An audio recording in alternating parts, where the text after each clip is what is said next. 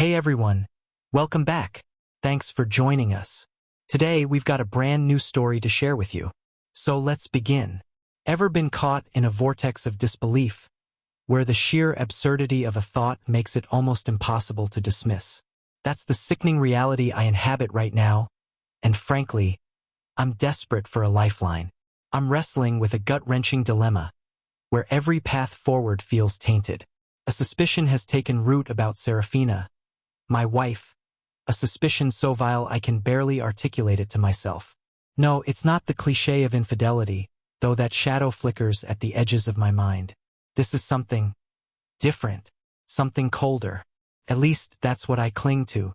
My name is Ethan, and Serafina and I have navigated the complexities of marriage for years.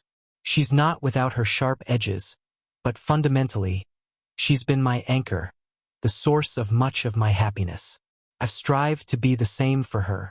My career, while rewarding, demands frequent travel. The financial recompense makes it worthwhile for me, but the distance has clearly taken a toll on Serafina. Lately, a gnawing paranoia has consumed her, a stark contrast to the open, trusting woman I fell for back in college. Serafina was one of the few people, besides my lifelong confidant Caleb, with whom I could truly let down my guard. Caleb and I were inseparable, a brotherhood forged in childhood. When Serafina entered the picture, our friendship circle seemed complete, and my connection with her deepened into something more. Back then, she seemed almost too perfect, a thought that occasionally sparked a flicker of unease. Could anyone truly be this flawless? But our history as friends reassured me. Surely, I would have sensed any hidden depths of deceit. Years spun by, marked by our wedding and the comfortable rhythm of shared life.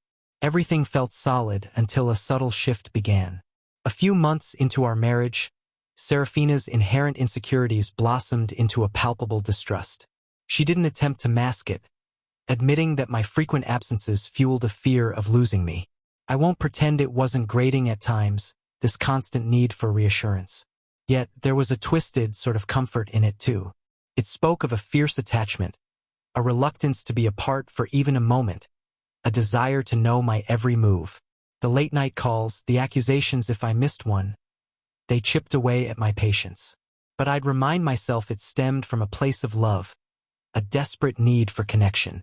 It demanded an almost saintly level of forbearance on my part. Honestly, with anyone else, I doubt the marriage would have endured. I'd even joke with a weary smile that she was lucky to have me, and she'd often agree, a hint of playful contrition in her eyes. That was our usual dance. Work would dictate my travel schedule, and I'd relay the information to Serafina. She'd feign displeasure, but a well-placed joke would usually break the tension. This week, however, the familiar routine fractured. A few days prior, I learned I needed to travel a significant distance for a crucial client meeting. As anticipated, Serafina's reaction to 2 days apart was far from enthusiastic. Her protests often took on a childish petulance, requiring careful negotiation to convince her of the necessity of my trips. She knew this, of course, and played her part, seemingly enjoying the familiar push and pull. A promise of dinner at her favorite restaurant usually served as the final, sweet surrender. The day before my departure was filled with a forced conviviality, a fragile truce before the inevitable separation. The next afternoon, I left. The meeting was demanding, the hotel sterile. The following day, as I packed to leave, a call came from a colleague who'd attended the meeting. He'd lost his wedding band, a weighty symbol of his own commitment, and worried it might have slipped into my car. He was already back at his local branch. I promised to check. At a gas station, the scent of stale coffee and exhaust fumes heavy in the air, I meticulously searched every crevice of my car. The ring remained elusive, later found elsewhere by its relieved owner. But my search unearthed something far more unsettling. Tucked deep under the driver's seat, in a spot I'd never have considered looking unless actively hunting for something minute, I found it. A small, innocuous device that screamed, "Tracker," with chilling certainty. Couldn't have been anything else. Despite its hidden location, it was clear it had been deliberately placed there, not fallen by chance. A cold dread washed over me. Why? I'm no one of consequence. My company tracks my location for work purposes anyway. Serafina always knows my itinerary. And beyond them, only Caleb has access to my car, and the thought of him doing something like this was unthinkable. A quick online search confirmed my grim suspicion. It was indeed a tracker. Initial shock gave way to a gnawing fear. Who would want to monitor my movements? Unable to fathom anyone close to me doing this, my mind leaped to darker possibilities. Someone with malicious intent. Someone who wanted to harm me, my family, or my livelihood. I know it sounds paranoid, a jump to the extreme, but what other rational explanation could there be? Trackers aren't casually affixed to vehicles. Panic clawed at my throat. I couldn't risk going straight home, potentially leading whoever was behind this to Serafina. I fabricated a work issue, postponing my return by a day. To Serafina, I mumbled about extra work. Then, fueled by a nervous energy, I drove aimlessly, employing every ridiculous counter-surveillance tactic I'd ever seen in movies, never imagining I'd be living such a scene. After what felt like an eternity of evasive maneuvers, I convinced myself I wasn't being followed and returned to the sterile comfort of the hotel, my mind a whirlwind of questions. The most disturbing aspect was the chilling realization that this act felt deeply personal, yet I couldn't identify the perpetrator. How had it gotten there? Only Serafina, Caleb, and I ever touched my car. Serafina, in fact, meticulously cleaned it, finding a strange sort of solace in the task. The implication was stark. Someone I trusted implicitly had violated that trust in a profound and unsettling way. As I wrestled with these fragmented thoughts, Serafina called. A seemingly innocuous inquiry about my whereabouts, yet it struck a discordant note. I had messaged her earlier. Despite her anxieties, she usually afforded me a baseline level of trust, understanding the demands of my job. But this time, her tone was sharp, laced with suspicion. Accusations of lying flew across the digital connection, her voice rising with each repeated question about my location. This felt different, especially in light of my recent discovery. I reluctantly showed her my hotel room via video call, a pathetic attempt to quell her doubts. It seemed to partially appease her, but the seed of suspicion had been planted in my own mind. Could her distrust have driven her to this? She was the only one who realistically could have placed the device without my knowledge. Yet the idea felt monstrous, a betrayal of everything I thought we shared. I couldn't reconcile the loving woman I knew with this act of clandestine surveillance. Still, the possibility lingered, a bitter taste in my mouth. I tried to push it away, to rationalize it, but the unease remained. Instead of driving home, I left my car at a friend's house, a desperate attempt to observe what would happen. I walked home, the silence of the streets amplifying the turmoil within me. Serafina's fury upon my arrival was immediate and visceral. She demanded the truth, her eyes blazing with an anger that felt disproportionate. My explanation of a sudden car breakdown and its subsequent stay at the repair shop was met with outright disbelief. What truly unnerved me was her utter refusal to even consider the possibility that I might be telling the truth.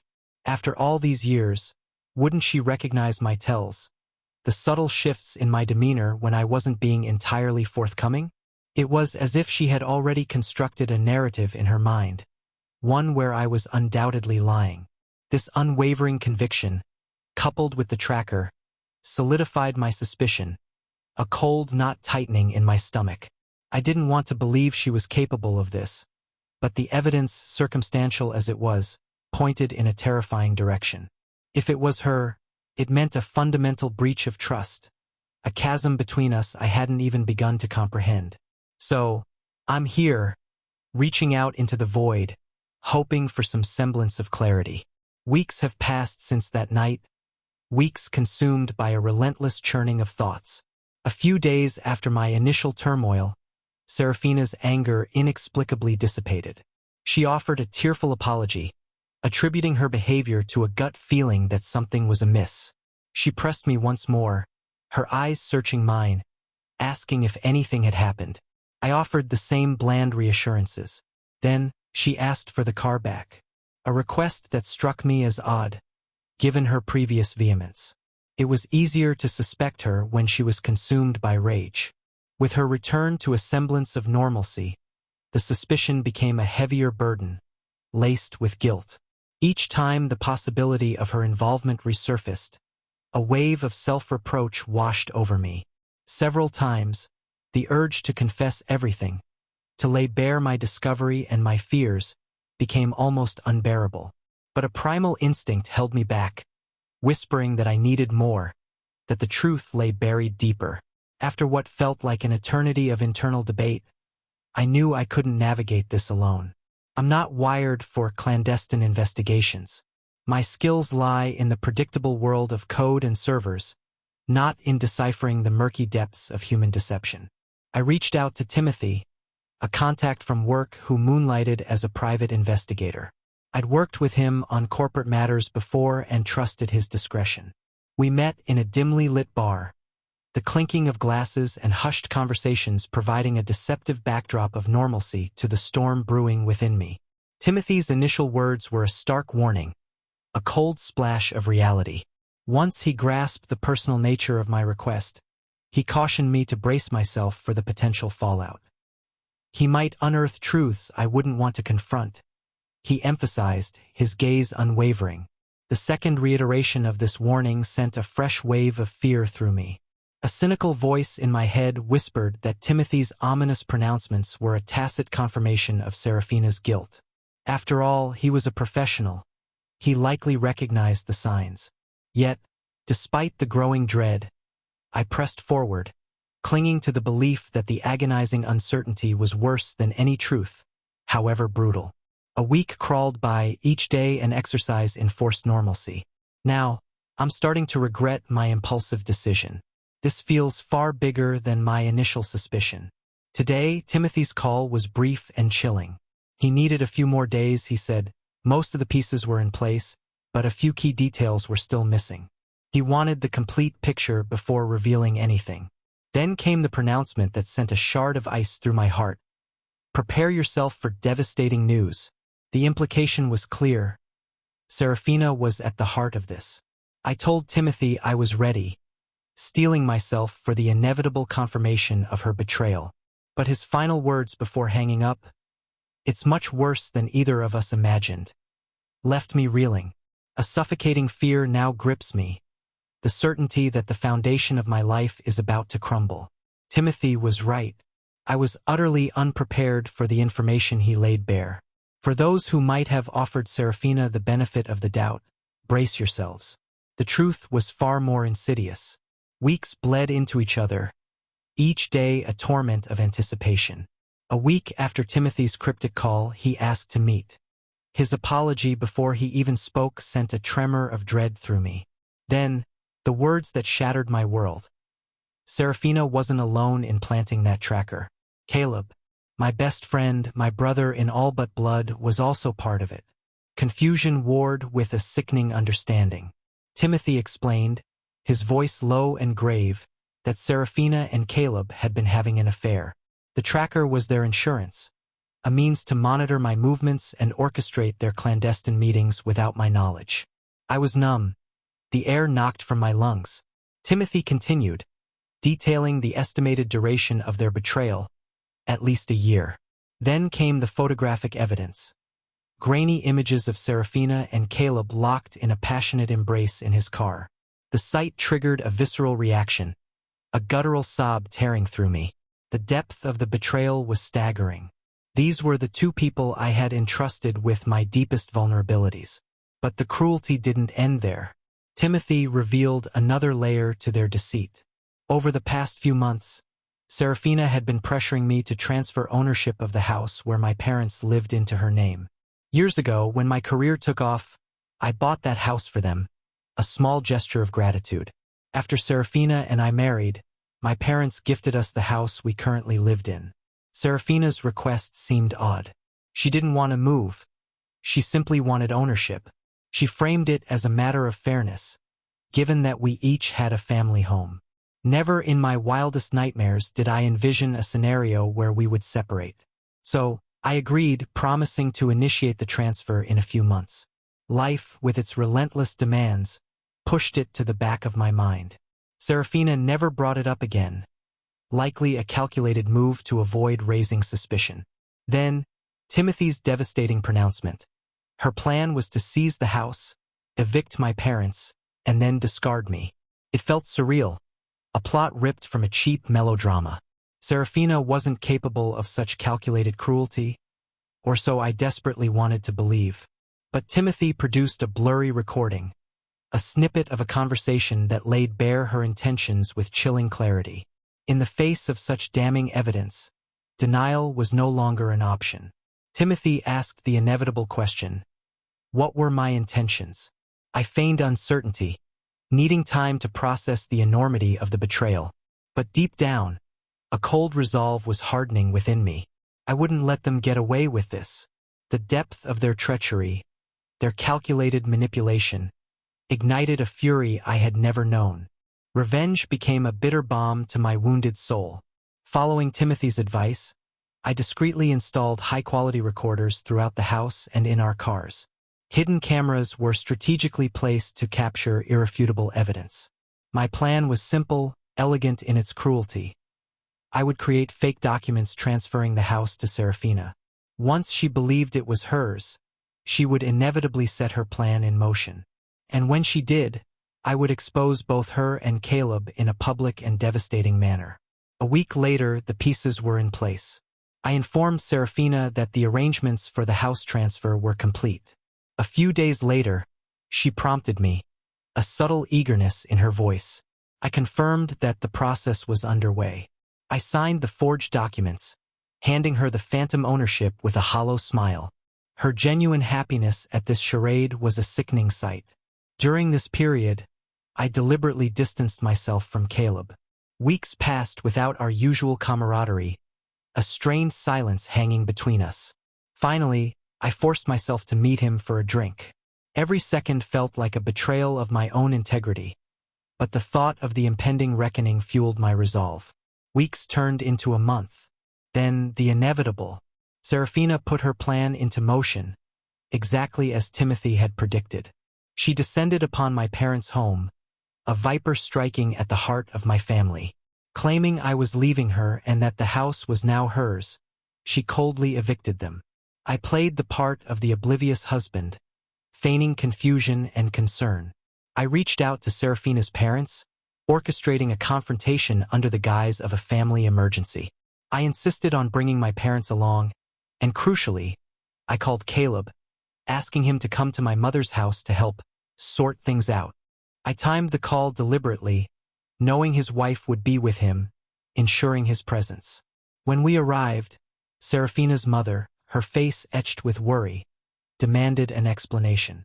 Serafina launched into a performance worthy of an Oscar, painting me as a monstrous husband, a drunk, an abuser, a man who forced her into unwanted abortions. She claimed she had cleverly manipulated me into giving her the house, her escape route from my supposed tyranny. Her conviction was chilling, almost convincing. Then, as if on cue, Caleb and his unsuspecting wife arrived.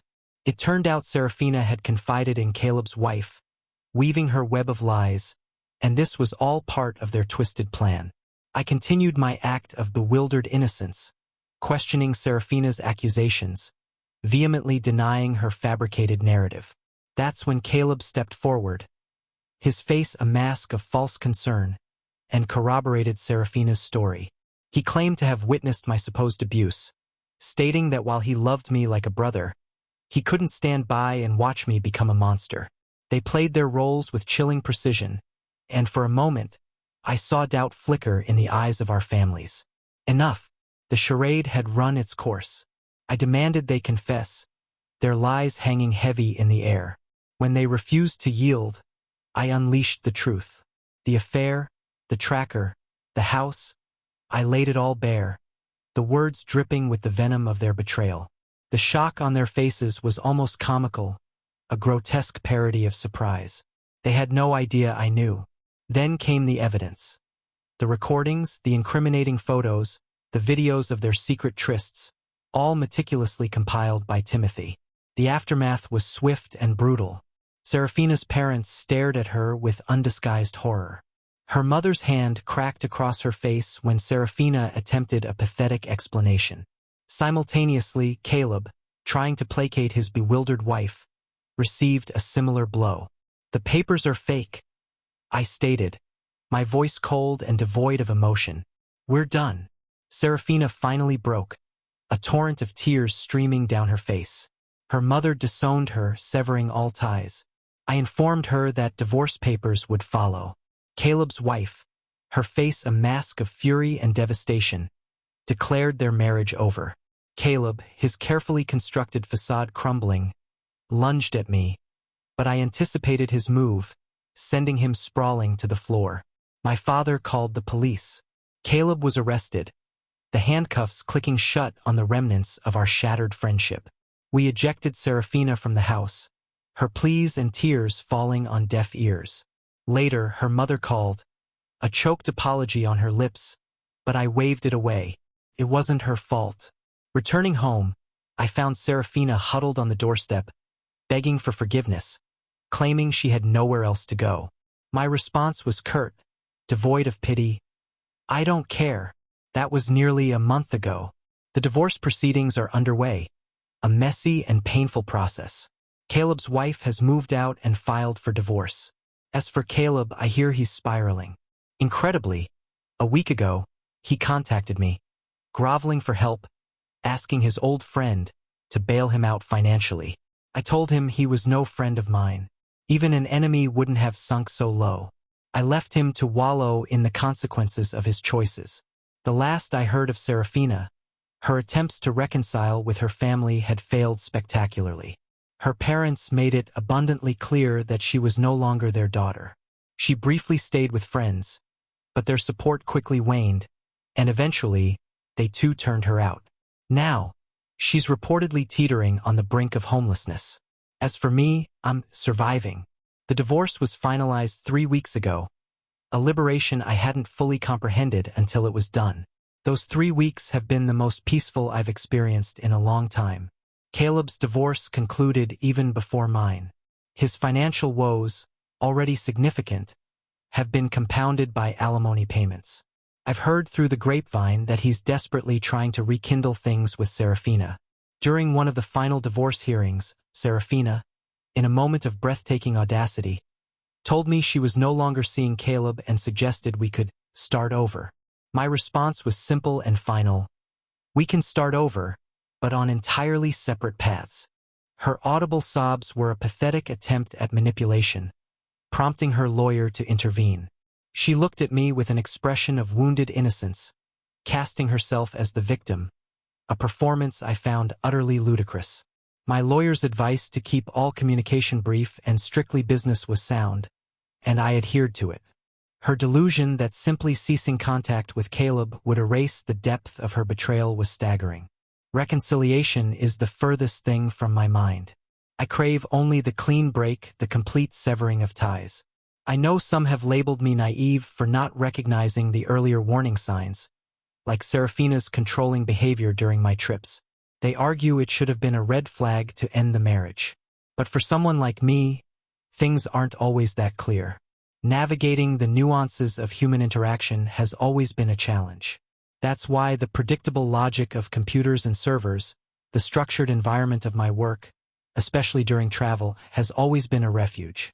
I gravitated towards that path in university because, as this whole ordeal has starkly illustrated, I'm not adept at reading people's intentions or navigating the treacherous currents of emotional manipulation.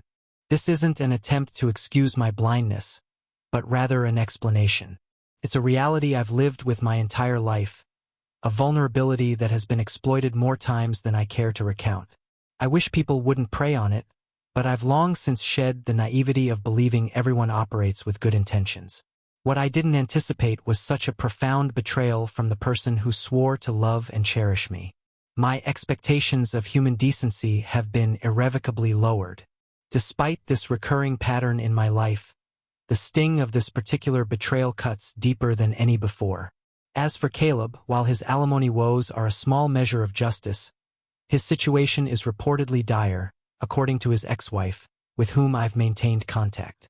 She found my evidence invaluable in her own divorce proceedings. She's already moved on, a fact that has reportedly sent Caleb into a further spiral of despair. He's repeatedly begged her for forgiveness, but like me, she has offered none. Whether Serafina and Caleb have found their way back to each other remains a mystery. Neither his ex-wife nor I have any desire to track their movements.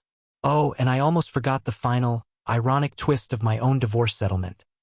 Serafina received no alimony, and the house I bought for my parents was already legally theirs, untouchable. The house I was eventually to inherit also remained outside her grasp. In short, she walked away with nothing but the bitter taste of her own treachery. Thanks for watching. If you enjoyed this video, don't forget to like, comment, and subscribe for more stories like this. See you next time.